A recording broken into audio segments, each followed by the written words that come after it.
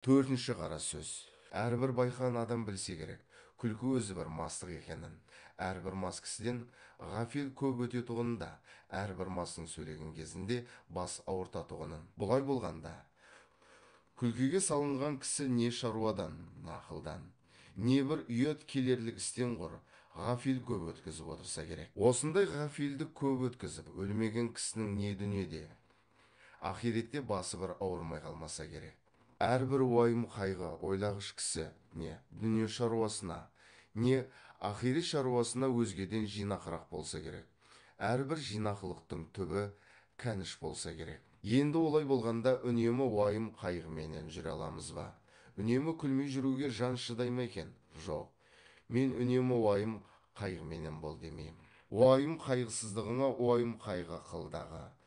Сол уайым қайғысыздықтан құтыларлық орында харекет табу керек, қам қылу керек. Әрбір орында харекет өзі де уайым қайғыны азайтады.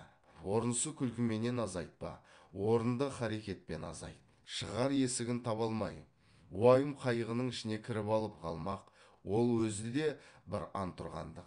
Және әрбір жаман кісінің қылығына күлсең, оған рахаттанып күлме.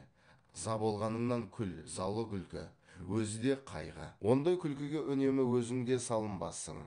Әр жақсы адамның жақсылық тапқанына рахаттанып күлсең, оның жақсылықты жақсылығынан тапқандығын ғибрат көріп күл. Көп күлкінің бәрінде мақтағаным жоқ оның ішінде. Бір күлкі бар ау, Құдай жаратқан орныменен іштен, көкіректен жүректен келмейді.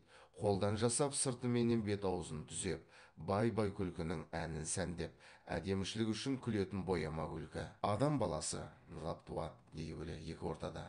Бұл дүниенің рахатының қайда екенін білмей, бірін бірі аңдып, біріне бірі мақтанып, есіл өмірді ескерусіз босқа жарамсыздықпен ғор етіп өткізеді де, таусылған күнде бір күндік өмірді бар сатып алуға таба алмайды. Қолық саумақ, көз сүзіп тіленіп, адам саумақ, өнерсіз иттің ісі. Әуелі Құдайға сиынып, екінші өз қайратыңа сүйеніп, еңбегіңді сауы. Еңбек қылсаң қара жерде береді, құр тастамайды.